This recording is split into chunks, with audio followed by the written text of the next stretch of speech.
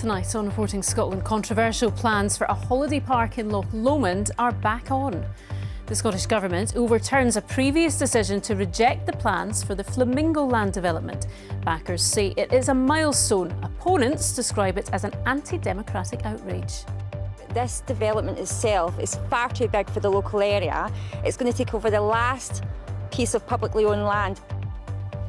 Also on tonight's programme, a 7-year-old child has been excluded from a primary school in Ayr after bringing a knife to class.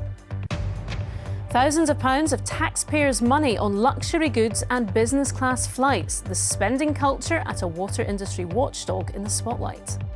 Coming up in tonight's sport, the Premiership reaches its conclusion this weekend, and we hear from the Scotland midfielder who captained his club to Coppa Italia glory. It was such an incredible night, and you know, all that hard work was worth it when I lifted the trophy. And 3 Lynx released illegally in the Highlands earlier this year move into a new home miles from where they were captured. Hello, I'm Laura Miller. Welcome to Friday's programme.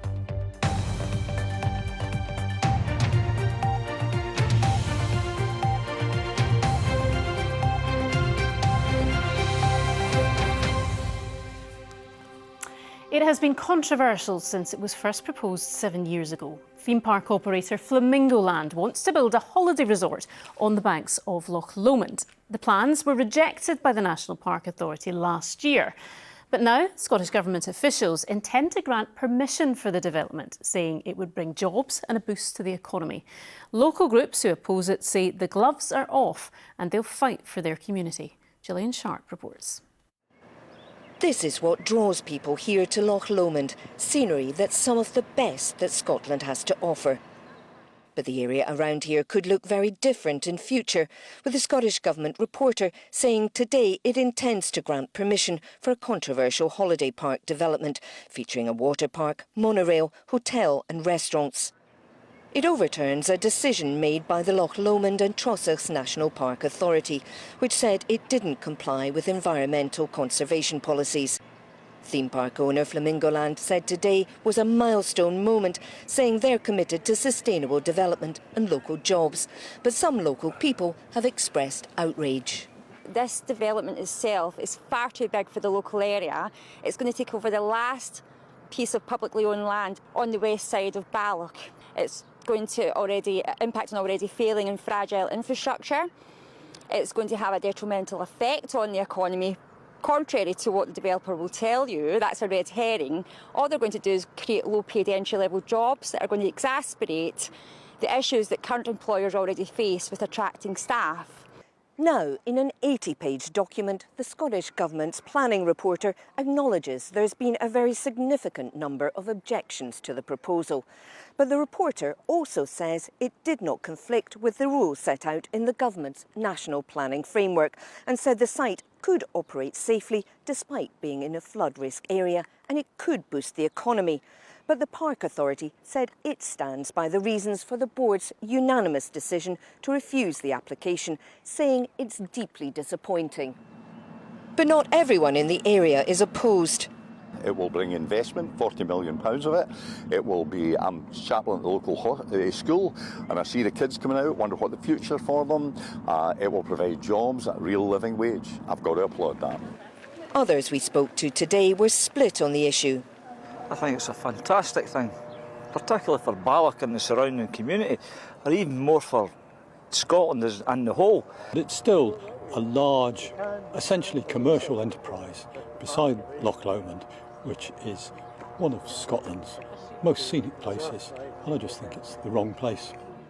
The site is still subject to a legal agreement between Flamingo Land and the park, and in the meantime, community groups have pledged to fight the development.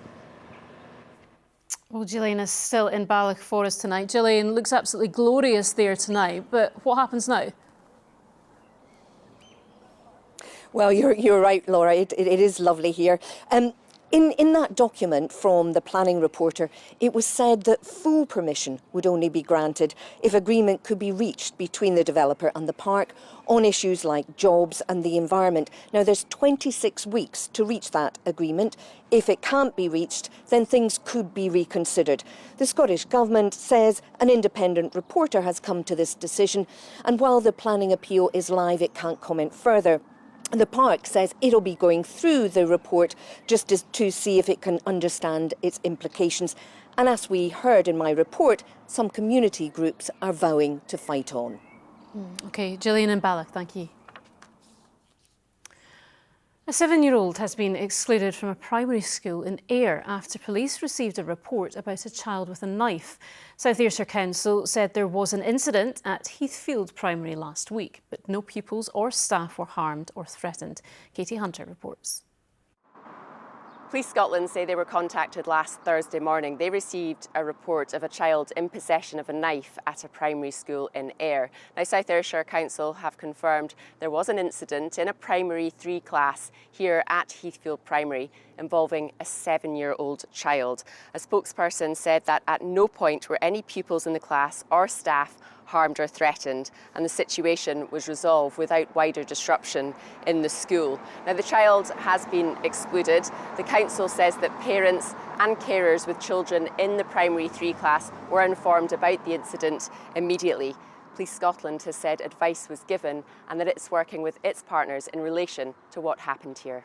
Katie Hunter, reporting Scotland, Ayr. A Mulberry wallet, high-end meals and attendance at a course at Harvard Business School in the US costing almost £80,000. Some of the lavish spending of public money uncovered at Scotland's water industry regulator.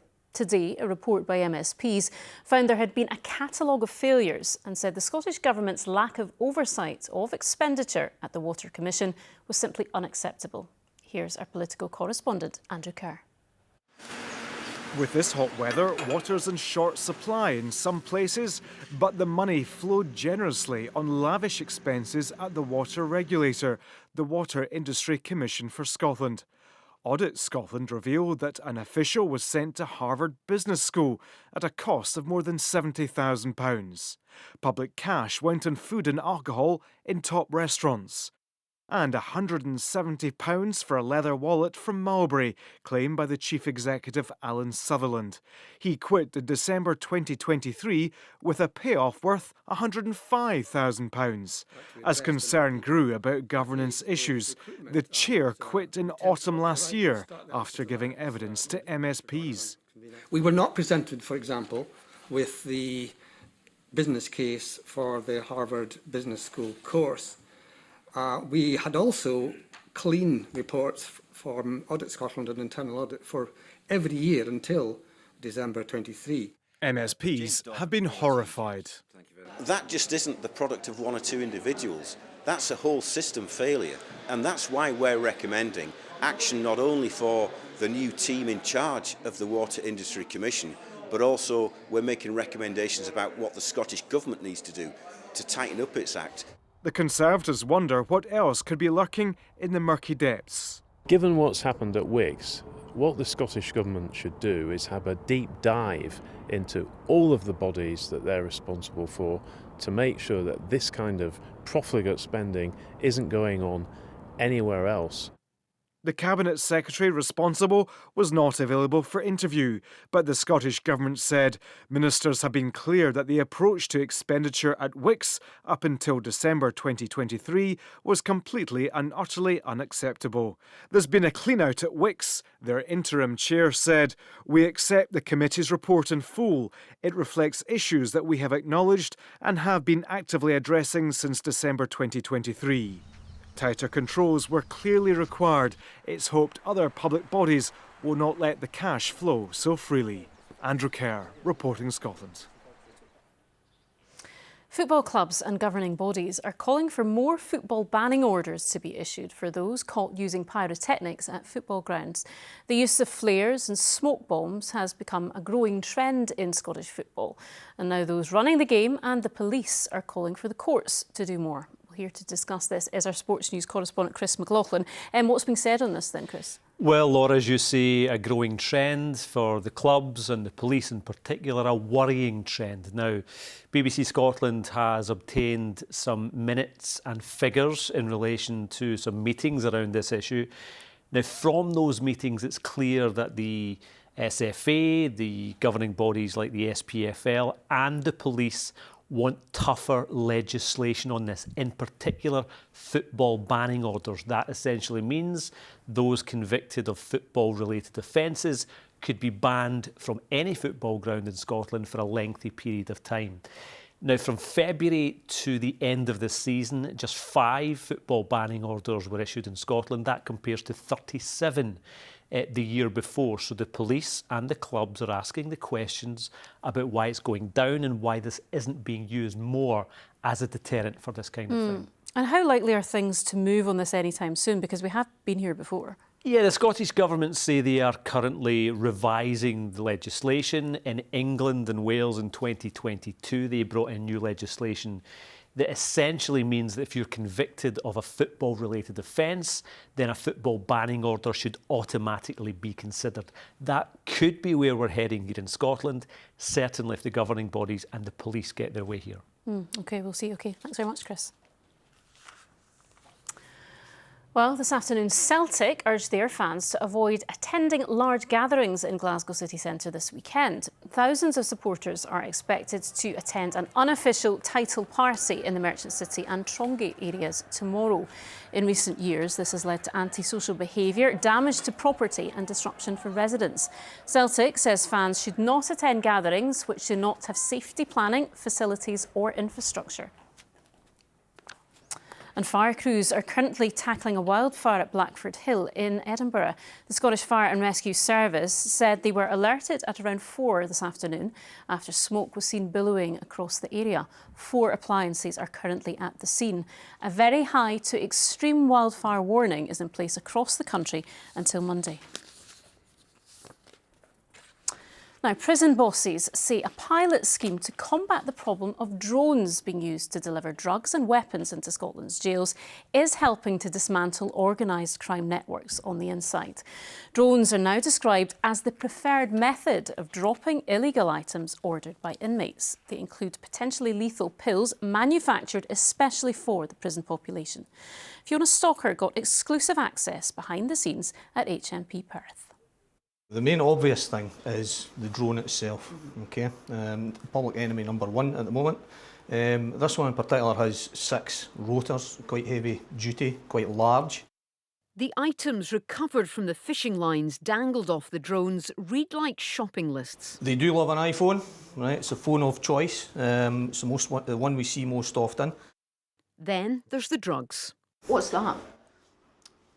That is street Valium. Tizalam, Bromazolam, okay? It really is just chemistry now as to what you get. Bespoke parcels like this are worth thousands of pounds to some inmates. Thwarting the drone threat is the priority. Drugs inside mean a spiral of addiction and debt, fueling business for serious organised crime gangs. The impact on people is significant. So it's fueling the use if they are a drug user. It can be the introduction for somebody who hasn't taken drugs before. It can mean then, as you desire more, that you get into debt for that. And that then leads to violence if you can't pay. And it's very organised. It's highly organised. As well as these new methods of combating the ever more sophisticated supply of drugs into the jail, there's also the drive to tackle demand. Stevie hopes the jail's recovery cafe will lead him to a drug-free life. Just ended up on drugs as a young lad. Just ended me into prison, into crime, to feed my drugs. And then I've not really sought help for it. I've been in prison this time and I've got some help. Seem to be doing all right. Since these grills were fitted, no drones have breached the building. But it's like a lethal game of cat and mouse, the fight to shut down the ever-changing and highly organised supply routes. Fiona Stalker, reporting Scotland. OK, well, let's find out what's happening on the News at 7 over on the BBC Scotland channel shortly. Louise Cowie is with me. What's on the programme tonight, Louise? Well, we'll have more on Fiona's exclusive access to Perth Prison, and we speak to one charity worker who's been giving evidence to Holyrood about the growing drugs problem in Scotland's jails. And also, I'm not sure if you're aware, but there's a small matter of a song competition this weekend. I have heard, yeah. We have heard, yes. Well, we catch up with this Scottish singer-songwriter who co-wrote the Swiss entry for this year's Eurovision, and we caught up with her. She's in Basel already ahead of tomorrow's final. Zoe May recorded the official demo in Scotland while I was in Switzerland, which is bizarre. We were working through Zoom and we actually haven't met in person yet. So tomorrow in the final will be the very, very first time, which is so exciting for us both. And that full interview is over on the news at 7 shortly. Tonight's main news again. Controversial plans for a holiday park at Loch Lomond have been backed by the Scottish Government, who say it would bring jobs and a boost to the economy, despite theme park operator Flamingo Land's proposals being rejected at a local level. Still to come in the sport, Lewis Ferguson tells us about his gruelling recovery from injury to captain his club Bologna to a first major trophy in half a century.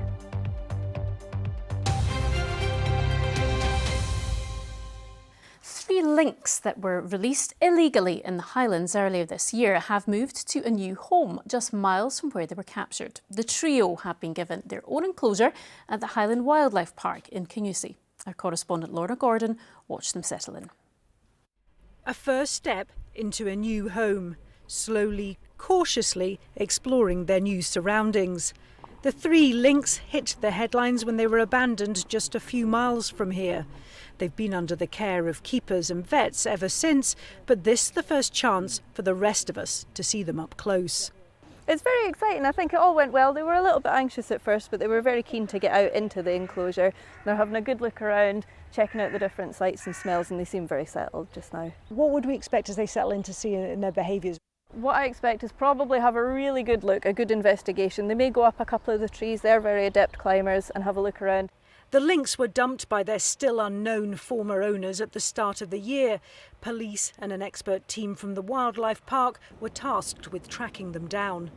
They're gorgeous, and they're gorgeous now, and they were gorgeous at the time, but it's again really sad to think that when they were dumped in the forest, they were just, you know, maybe 8 to 9 months old. They couldn't fend for themselves, and it was a very harsh environment for them.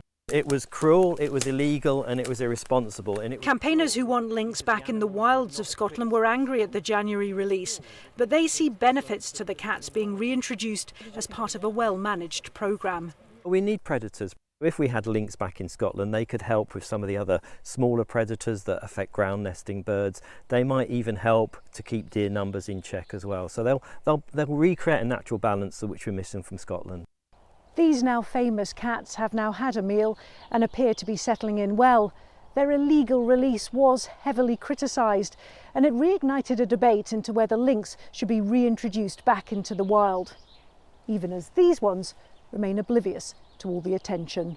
Lorna Gordon, reporting Scotland at the Highland Wildlife Park in Kingussie. OK, Lewis is here with tonight's sport. It's all about the football this weekend. Yeah, it certainly is, Laura. A big weekend lies ahead, and we've also been hearing from Lewis Ferguson. What a week he's had. It really is all go out in Italy, isn't it? Thanks very much, Laura. Hello there. Well, we'll start with the domestic game, and it is the final weekend of the Premiership season, and we still don't know which team will drop into the playoff against Livingston or Partick Thistle. St Johnstone are already down, but Dundee are only 2 points clear of 11th place Ross County, and so one of those teams will face that nervy playoff. Dundee would have been clear of danger had County not scored a controversial late penalty this week to earn them a 1-1 draw, a result that hit Dark Blues boss Tony Docherty and his players hard ahead of their game away to St Johnstone on Sunday. Wednesday night was tough to process that, and Thursday yesterday for myself and the players and everybody, but that's a period that you need to go through, you need to process, but then you need to reset, and that's kind of where we are now. And my full focus now is in stuff that I can control, affect and influence. There's stuff there that I couldn't have any control over. So it's very much now, you know, the group I've got together today, and I'm reflecting on a really, really strong performance that we put in on Wednesday night. Ross County are the only team that can drag Dundee into the mire, and this man, Staggy's boss, Don Cowie, hopes that draw against Dundee will give his players a boost ahead of Sunday's final league match against Motherwell. The Staggies look to have lifted themselves clear of the relegation zone, but a run of 7 defeats in a row before Wednesday's point at Dens Park means a win over Motherwell in Dingwall is essential. We're disappointed that we're in the position we're in because we got ourselves in a really strong position with 2 months of the season to go, but it's gone now. Like you say, we've got 1 game to go. We've still got that opportunity to not find ourselves in the playoff position, and we've got to make sure that we do everything we can on Sunday to win the game of football match to give us that opportunity to maybe miss out on the playoff. It's a straight shootout for the SWPL title when Rangers take on Hibernian at Ibrox on Sunday. The league has gone down to the final day for the 3rd year in a row, and just look how close it is. Hibs need only a draw to clinch the title for the first time in 18 years, while Rangers can win it on goal difference if they beat Grant Scott's team. Glasgow City are in 3rd spot, but could yet finish runner-up and claim a European place. I think it's credit to everyone that's still standing at this moment, and capable of winning the league or qualifying for Europe. To have 3 teams in that kind of conversation is, testament to the quality of the players and coaches at all the clubs. It's great to be involved in. There's no other league that has this drama towards the last day of the season.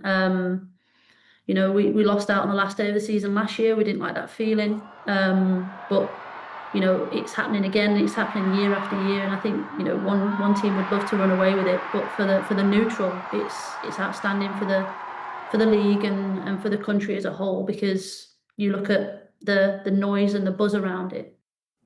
Now some bad news for Reo Hatate and Celtic. The Japanese midfielder will miss tomorrow's visit of St Mirren in the league and the Scottish Cup final against Aberdeen next weekend. Hatate injured his knee against the Dons last weekend and will sit out his team's final 2 games of the season, but manager Brendan Rodgers is hopeful he'll recover over the summer in time for pre-season.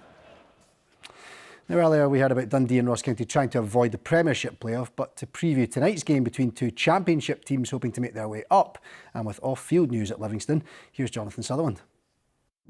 Livingston 2-0 up from the first leg in Glasgow, so Partick Thistle with all the work to do away from home if they're to turn this around. So far so simple in terms of on the pitch. Off the pitch, plenty of intrigue. Breaking news, in fact, as Livingston have a new majority shareholder, and not just anybody. He's American. In fact, he's the great-great-grandson of the great businessman Henry Ford. His name is Calvin Ford, and as I say, he is the new majority shareholder at Livingston. What does that mean for the future of this club? We shall find out in the weeks and months to come. As for Partick Thistle, what happens next for the co-interim management team of Brian Graham and Mark Wilson? That could be settled by close of play this evening. Join us for all the action on BBC Scotland, BBC iPlayer and live at the BBC Sport website. And now, Scotland midfielder Lewis Ferguson says the pain of the serious knee injury that ruled him out of Euro 2024 for his country is worth it now after captaining Italian side Bologna to their first trophy in 51 years. The 1-0 victory over AC Milan gave the Bologna fans memories to savour on Wednesday night, and as Ferguson told me earlier, it's been a quite remarkable journey for the young man from Hamilton. I missed out in the Euros with Scotland after such a good season last year due to injury, and it was hard, it was difficult, I was upset. I'd never really been injured before, so I was so happy that, I was fit and available for the game on Wednesday night. It took a lot out of me. I'm still recovering. I took a few whacks on the face. As you can see, I'm a bit swollen. There was blood all over my shirt, but it was such an incredible night, and all those difficult times out the last year, when I was dealing with the injury, that it was all that hard work was worth it when I lifted the trophy. There's such good storylines happening in Italy right now, isn't there, with players you know very, very well from the national team? Billy Gilmore, Scott McTominay, Shea Adams, so many Scots out there. Like you said, Scotty and Billy are just on the cusp of winning the Scudetto, which would be incredible. I've spoke with them over the past couple of days. I've obviously messaged to congratulate us for Scotland. To have a player to go and win the Coppa Italia this week, and then hopefully in the next couple of weeks they can go and get that over the line. So so happy for them, so proud of them. Yeah, they're all doing us proud, aren't they, Laura? They really are. I imagine there's been a few celebrations in Bologna and other places recently. Yeah, I'm sure the headaches are still quite fresh for a few of them. Before I go as well, Laura, before you get to Chris with more good weather news, some hopefully good news coming to golf tonight. Bob McIntyre had a great first round. He's teeing off his second round at the PGA Championship, 3 under, very shortly. It's all good, and you just stole his thunder great. there, Lewis. Thank you. Not that we don't know what's coming. It's all getting a bit boring, isn't it, Chris? Well, yeah, let's not get complacent. Let's enjoy it while it lasts, because it won't last forever. I can guarantee you that. Lots of pictures like this coming into our weather watches today. Just want to dive in, really, don't you? Beautiful picture there from the Western Isles. And you're quite right. More sunshine on the way, Laura. Love it. Thank you very much indeed. Good evening to you. Yes, what a beautiful day it's been right across the country. Lots of pictures from our weather watchers looking like that. Beautiful picture there of the Isle of Skye. There's the Waverley heading down the Clyde. What a day to be on that. And actually, the city of Glasgow was the warmest part of the UK today at 24 degrees. Also warmer than Barcelona, Nice and Rome. All thanks to high pressure, which is sticking with us. This is the picture this evening. Evening sunshine and some areas of cloud that have been out to sea through the day, just drifting inland overnight across the north, the northeast and the southeast. Temperatures for most in towns and cities 4 to 6 Celsius, with the thickest cloud, a spot of drizzle across the border hills. Now, that high pressure is sticking with us through this weekend. That means dry and sunny, but there will be some areas of cloud around first thing tomorrow, certainly if you're nearby to the north and the east coast, perhaps even through the central lowlands for a time. But the May sunshine is strong and it will burn that cloud away, which means come lunchtime in the afternoon, we're all in the same boat, dry and sunny. And across parts of west central Scotland, 23, 24, maybe 25 degrees, a little bit cooler towards the east of the country. Certainly with that breeze coming in once again off the North Sea, but for all, it's a really lovely start to the weekend. But as I mentioned, the sun is strong. You will burn. Do take care. Some areas of cloud at times across the Northern Isles. More of a breeze here coming in from the northeast, just giving a bit of a cooler feel. Saturday evening, plenty of evening sunshine, then it's dry and clear overnight, Saturday night into Sunday. And first thing on Sunday, some areas of cloud pushing in across Orkney and Shetland on a fairly breezy north-northeast wind. Some of that cloud pushing in towards Caithness and the northeast of Aberdeenshire. Elsewhere, sunny, 23 degrees in the west, perhaps 1 or 2 showers through parts of East Ayrshire, Dumfries and Galloway. Maybe the odd rumble of thunder. They don't last. They're soon gone. And by Monday, we're back to dry and bright. Best of the sunshine in the north, bit more cloud in the south. Temperatures in the west still up to around 21 degrees. Now, it's all down to high pressure, as I mentioned. You can see high pressure to the south and to the north sort of joined together. However, probably the end of next week, low pressure comes barreling through, breaking that high pressure up, and things turn more unsettled with some, for many, welcome rain. Before we get there, though, Saturday, Sunday, Monday, Tuesday, probably Wednesday as well, largely dry with some sunshine and feeling warm. That's the forecast for now. And you've got your sunny tie on to match. Thank you, Chris. Now, tonight's news again. Controversial plans for a holiday park at Loch Lomond have been backed by the Scottish Government, despite theme park operator Flamingo Land's scheme being rejected at a local level. And that is Reporting Scotland for now. Laura McKeever will be here with your late news at 10:30 tonight. Until then, from everyone on the team, do enjoy the rest of your evening. Good night.